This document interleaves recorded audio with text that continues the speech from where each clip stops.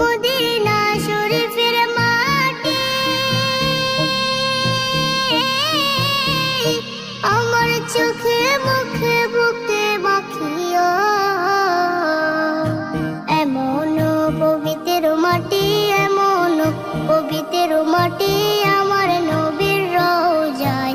তোমরা যদি যাও গো মদিনায়, তোমরা যদি যাও গো মদিনায়। ইয়া রাসূলুল্লাহ, ইয়া হাবিবাল্লাহ, ইয়া রাসূলুল্লাহ, ইয়া হাবিবাল্লাহ। মদিনা শরীফের মাঝে বেহেশতের বাগান আছে ও। সেই বাগানে শুয়ে আছেন, সেই বাগানে শুয়ে আছেন প্যারা নবী মুস্তাফায়।